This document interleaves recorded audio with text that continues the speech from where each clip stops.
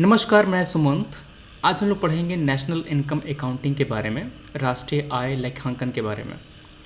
और इसके बाद मैं आपको एक सवाल भी दूंगा जिसका आपको आंसर लिखना है। स्ट्रक्चर क्या होगा वो सब बातें हम लोग डिस्कस करेंगे। तो पहले समझते हैं कि ये होता क्या है। किसी भी इकॉनमी में गुड्स एंड सर्विसेज प्रोड्यूस की जाती हैं, तो एक पर्टिकुलर ड्यूरेशन में, एक पर्टिकुलर बाउंड्री में कितना गुड्स एंड सर्विस प्रोड्यूस किया गया, उसका अकाउंटिंग करना, उसका लेखा जोखा रखना, ये नेशनल इनकम अकाउंटिंग कहलाता है। क्या कहलाता है? नेशनल इनकम अकाउंटिंग कहलाता है। ये वो मेथड्स हैं, ये वो टेक्निक हैं जिनके ज़रिए हम अपनी इकॉनमी, अर्थव्यवस्था में इकोनॉमिक एक्टिविटी को मेजर करते हैं। ठीक है। अब ये एक्टिविटी मेजर करने के कई सारे तरीके हैं।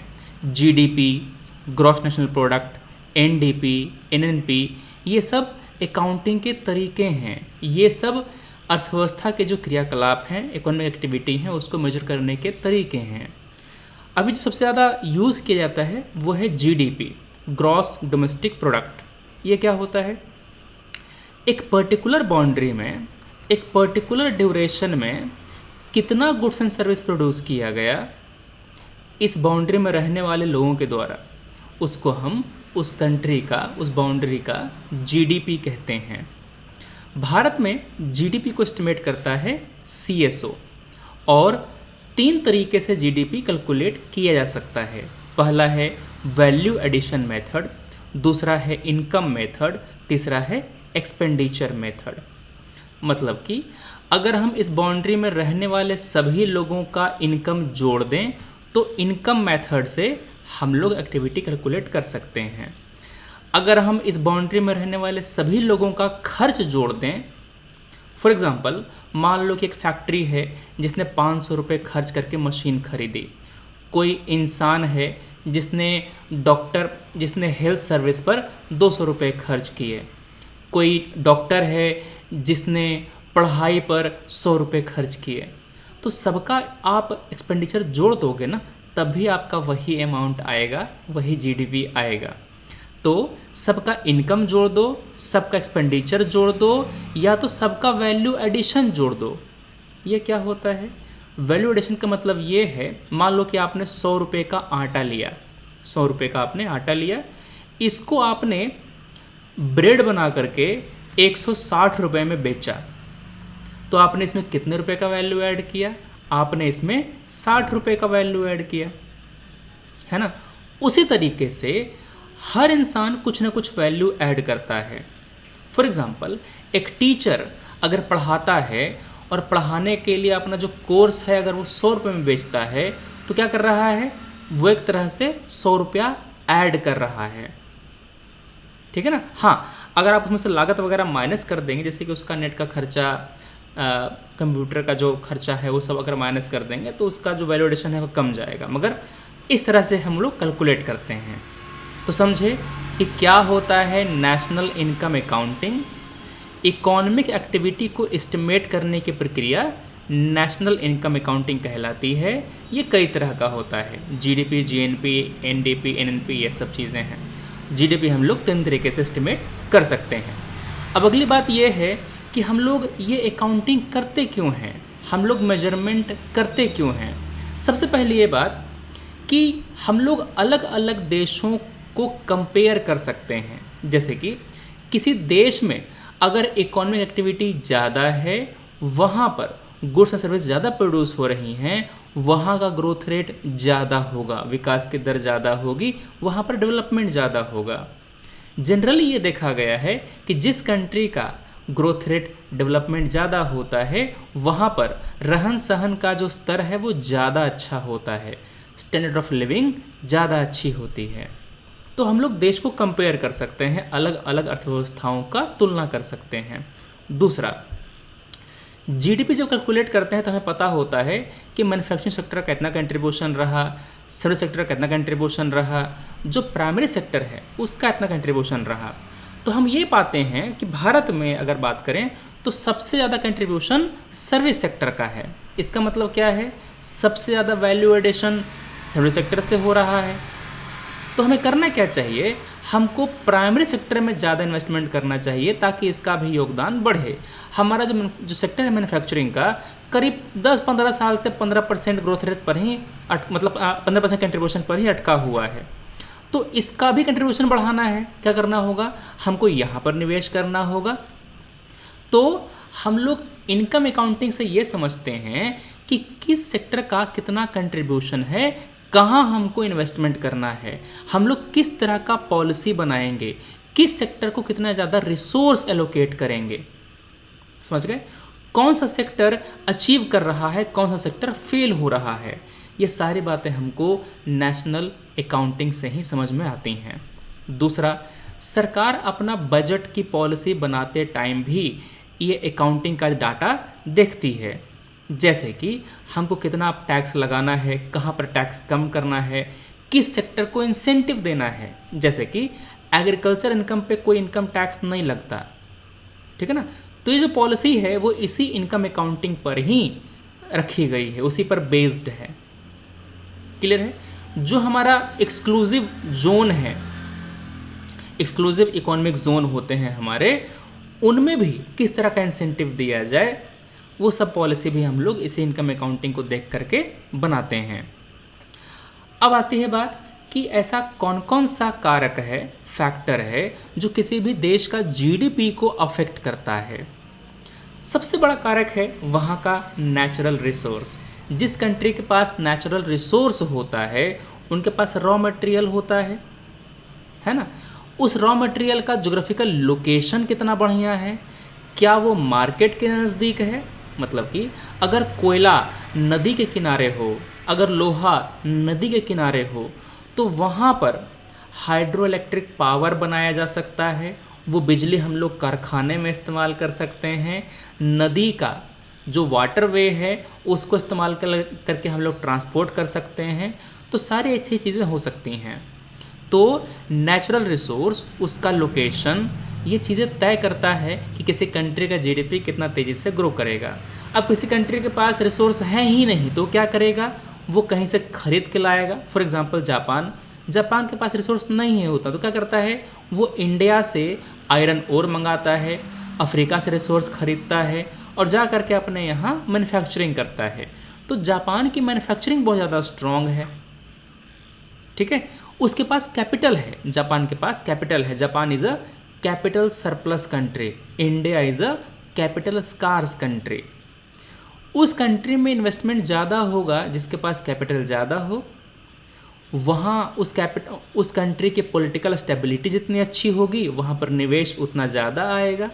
चाइना में वन पार्टी गवर्नमेंट है, बिजनेसमैन को पता है कि यहाँ पर इसी पार्टी की सरकार रहनी है, कोई पॉलिसी में बदलाव नहीं होगा, इसीलिए ज़्यादा इन्वेस्टमेंट आता है चाइना में। चाइना बड़ा मार्केट भी है, ये भी बात है, ठीक है। दूसरी बात, किसी कंट्री में ह्यूमन रिसोर्स का स्तर कितना बढ़िया है। फॉर एग्जांपल, अगर हमारे भारत में लेबर का प्रोडक्टिविटी अच्छा होगा तो हमारा मैन्युफैक्चरिंग सेक्टर ग्रो करेगा। मगर हमारे यहाँ समस्या क्या है, we have surplus labour but that labour is not of good quality. उनके पास स्किल की कमी है बहुत ज़्यादा। तो हमें करना क्या है, हमको स्किल डेवलपमेंट का जो प्रोजेक्ट है वो काफ़ी अच्छे से चलाना पड़ेगा ताकि हमारे जो बिजनेस है, मैन्युफैक्चरिंग सर्विस जो है, इनको क्वालिटी लेबर मिल जाए चीप रेट पे। दूसरी बात, जिस देश में टेक्नोलॉजी ज़्यादा अच्छी होती है वहाँ पर सस्ते दर पर, मतलब कम दाम में सामान बन जाता है, वहाँ का जीडीपी ग्रोथ रेट ज़्यादा अच्छा होता है। For example China, Japan, USA, Germany, इन सब कंट्री के पास टेक्नोलॉजी बहुत अच्छी है, ये लोग सामान काफ़ी अच्छा और काफ़ी सस्ते दर पर बना देते हैं। उसके बाद गवर्नमेंट का जो पॉलिसी है, गवर्नमेंट अगर टैक्स में छूट देगा, अगर इन्वेस्टमेंट का माहौल बनाएगा, टैक्स हॉलिडे देगा, तो इन्वेस्टमेंट ज़्यादा आएगा, इकोनॉमी ग्रो करेगा और क्या होगा, हमारा जीडीपी ग्रो करेगा, ठीक है। और ये तो मैंने बताया आपको पॉलिटिकल स्टेबिलिटी, जितना ज़्यादा स्टेबल इकोनॉमी होगा, जितने स्टेबल सरकार होगी, उतना ज़्यादा वहाँ पर निवेश आएगा, उतना ज़्यादा वहाँ पर इकोनॉमी ग्रो करेगी। तो आपने समझा कि किस तरीके से हमारे जो कौन कौन से कारक हमारे जीडीपी को इम्पैक्ट करते हैं। तो आपने आज क्या पढ़ा, आपने आज पढ़ा कि नेशनल इनकम अकाउंटिंग क्या होता है, उसके बाद इसका सिग्निफिकेंस क्या है, उसके बाद आपने ये पढ़ा कि कौन कौन से फैक्टर्स जीडीपी को इम्पैक्ट करते हैं। अब आपने जो पढ़ा है उसको चेक करने के लिए मैं एक सवाल दे रहा हूँ। ये है सवाल, आपको आंसर लिखना है, what is the significance of national income accounting, discuss the various factors affecting GDP of a country. अगर आपने अभी तक इसका आंसर नहीं लिखा है, वीडियो यहीं पॉज कर दीजिए, बैठ करके ये आंसर 150 वर्ड्स में लिखिए। ये क्वेश्चन 10 मार्क्स का है, इसको आंसर लिख करके डिस्क्रिप्शन में ग्रुप का मैंने लिंक दे रखा है, वहाँ पर अपना आंसर सबमिट कीजिए। ओके, चलो हम समझते हैं कि इस आंसर का जो स्ट्रक्चर है वो क्या होगा। इस आंसर के इंट्रो में हम लोग डिफाइन करेंगे कि नेशनल इनकम अकाउंटिंग क्या होती है, हमने पहले इसको डिफाइन कर दिया। बॉडी में क्या करेंगे, बॉडी में हम लोग इसका महत्व बताएंगे, significance of national income accounting. आपने इस हेडिंग को बॉक्स में डाल दिया, उसके बाद आपने यहाँ पर पॉइंट्स मेंशन कर दिए, ठीक है। उसके बाद क्या बताएंगे, कौन कौन से फैक्टर अफेक्ट करते हैं जीडीपी को। तो factors affecting GDP of a country. Okay, अब यहाँ पर आपने इसमें पॉइंट्स दे दिए, ठीक है। अब बात समझो, ये क्वेश्चन 10 मार्क्स का है, इसमें ऑलरेडी 2 पोर्शन हम, जैसे कि इस क्वेश्चन के 2 पार्ट हैं, पहला तो सिग्निफिकेंस का, दूसरा आपका फैक्टर का। तो जब आंसर लिखने के लिए बैठेंगे तो आपका अच्छा खासा पेज इतने में ही भर जाएगा। मगर अगर आपको पॉइंट नहीं मिल रहा है, अगर आपके पास कुछ पेज का कुछ पार्ट बचा हुआ है, जनरली 10 मार्क्स का क्वेश्चन के लिए आपको 2 पेज दिया जाता है, एक पेज यहाँ, एक पेज यहाँ पर, ठीक है। अगर आपके पास कुछ पॉइंट बच गया है तो कंक्लूजन में एक छोटा सा वे फॉरवर्ड दे सकते हैं, जहाँ पर आप ये बताएंगे कि what should we do to increase the GDP. For example, you will tell about what increasing the quality of labor, skill development, है ना, favorable policy for the investment, ये सब पॉइंट आप यहाँ पर लिखेंगे, ठीक ना। तो ये आपके हो गया आंसर का स्ट्रक्चर। कंटेंट आपको मैंने जस्ट कुछ देर पहले पढ़ाया है कि क्या महत्व है उसका, क्या फैक्टर है। तो आपके पास कंटेंट इस क्वेश्चन के लिए ऑलरेडी है। देखते हैं कि आपने किस तरह का आंसर लिखा है। देखो, एक बात समझना, मैंने पहले बताया था कि आपको जहाँ मौका मिले वहाँ पर डायग्राम बनाइए, मगर डायग्राम कहाँ नहीं बनाना है और कैसे बनाना है ये बताएंगे हम आपको अभी। तो NIA is the systematic approach to measure countries economic activity, income and expenditure. Nice. उसके बाद मैंने यहाँ पर बताया, यहाँ पर आपने आंसर लिखा है कि इसका महत्व क्या है। Economic performance measurement, it help assess a country's economic growth, development, standard of living, बढ़िया। For instance, India's GDP growth rate 3.1% in 2020 to 8.7% in 2021-22। Policy formulation, example, Indian government increased interest rate spending on budget to boost economic growth, बढ़िया example दिया आपने। देखो, आपने किया क्या, आपने यहाँ पर 4 सिग्निफिकेंस लिखा है और आपने हर सिग्निफिकेंस के लिए के साथ साथ एक एग्जांपल दिया है, ये अच्छा है। मगर आप कर क्या सकते थे, आप यहाँ पर 2 पॉइंट्स और ऐड कर सकते थे। अपने पॉइंट को थोड़ा सा और कंसाइज बनाइए, मतलब कि कम शब्द को इस्तेमाल करके ज़्यादा इन्फॉर्मेशन दीजिए। कैसे, आप बैठ करके इस सेंटेंस को दोबारा से रीस्ट्रक्चर कीजिए। बड़ा बोरिंग काम है ये, खुद की लिखी गई सेंटेंस को दोबारा से उसको रिस्ट्रक्चर करना बहुत बोरिंग काम है, मगर इसको करना पड़ेगा। जैसे कहते हैं ना कि सर हम पॉइंट लिखते हैं तो बहुत बड़ा बड़ा पॉइंट हो जाता है, मेरा एक एक पॉइंट 4-4, 5-5 लाइन में चला जाता है। उसको सही करने का यही तरीका है, सेंटेंस को रिस्ट्रक्चर कीजिए। उसको और कैसे लिख सकते हैं, कम शब्द को इस्तेमाल करके, वर्ड्स कहाँ पर काट सकते हैं, ठीक है ना। तो आधा घंटा बैठ के ये काम कीजिएगा। जहाँ पर भी आपको पॉइंट में इतने सारा कंटेंट हो वहाँ पर आप नंबरिंग करके लिखिए, डायग्राम मत बनाइए। डायग्राम कैसे बनाना है, ऐसे बनाना है डायग्राम, छोटा छोटा। आपने डायग्राम बना दिया, छोटे छोटे फ्रेज लिखने हैं यहाँ पे, इस तरीके से, ठीक है। बड़ा बड़ा इस तरह का सेंटेंस नहीं लिखना है। क्लियर है? अगर आप सेंटेंस लिखना ही है तो उसको पॉइंट फॉर्मेट में लिखिए, 1 2 3 4 इस तरह करके। क्लियर बात? तो इस क्वेश्चन को मैं आंसर दूंगा, मतलब इस क्वेश्चन को मैं 3 नंबर दूंगा यहाँ पे। हाँ, अगर आपने प्रेजेंटेशन इसका अच्छा रखा होता, आपने कंक्लूजन अच्छा से लिखा होता, तो मैं यहाँ पर 3.5 कर देता। समझे कहाँ पर आपका आंसर लैकिंग है?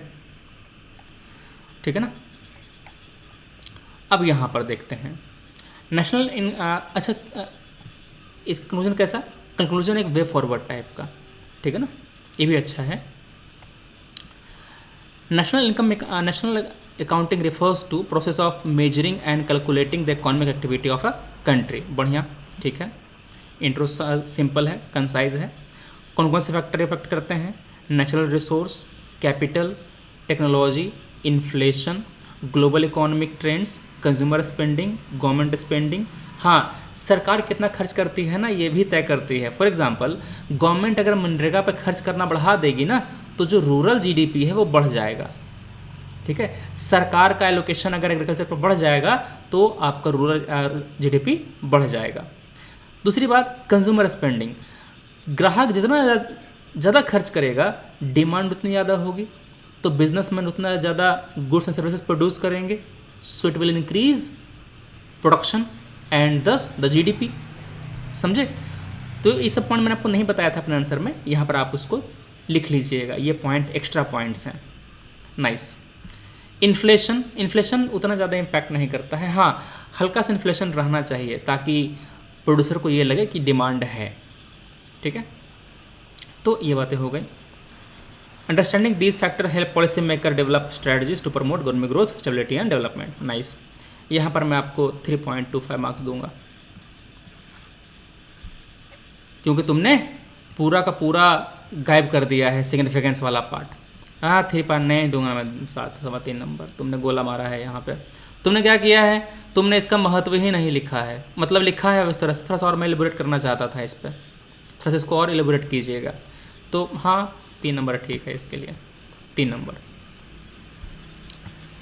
अगला, राष्ट्रीय आय लेखांकन का आशय उन गतिविधियों से है जिनका उपयोग सरकार द्वारा किसी देश की आर्थिक गतिविधियों को मापने के लिए किया जाता है। ठीक है, यह उपलब्ध कराया जाता है।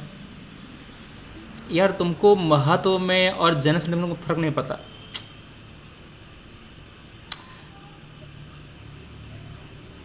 ये सेंटेंस यहाँ पर नहीं आएगा, ये केवल एक फैक्ट है, यहाँ से आएगा। इसका उपयोग अर्थव्यवस्था के समग्र इनपुट व आउटपुट को मापने के लिए किया जाता है। ठीक है, अर्थव्यवस्था में हो रहे प्रगतिशील प्रणालीगत परिवर्तन को पहचानने में मदद करता है।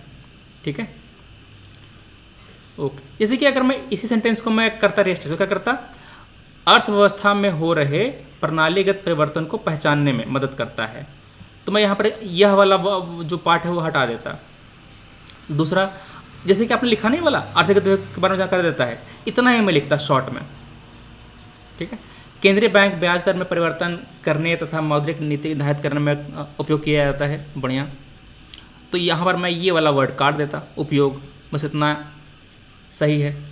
तो इस तरह से मैं जगह जगह पर वर्ड्स कट करता और मैं अपना आंसर को कंसाइज बनाता। इससे क्या होता, मेरे को कम वर्ड्स यूज़ करना पड़ता और मैं जल्दी आंसर लिख पाता, कम जगह में अपना आंसर लिख पाता। ठीक है, तकनीकी ज्ञान, कार्यशील जनसंख्या, रणनीतिक स्थिरता, विदेशी निवेश गुणवत्ता प्रभावित करती है। ठीक है, यहाँ पर मैं आपको 3.25 मार्क्स दूंगा। क्यों? आपने यहाँ पर 5 पॉइंट लिखे हैं, इस पर आपको ज़्यादा नंबर मिल रहा है, यहाँ पर आपके 5 पॉइंट लिखे हैं। ठीक है, हाँ, मैं 3.5 कब देता, जब आपने यहाँ पर एक अच्छा सा एक वे फॉरवर्ड दे दिया होता। ओके, चलो, तो ये बातें हो गई हमारे आज की। हम मिलते हैं अपने अगले लेक्चर में। Thanks for watching, take care, जय हिंद।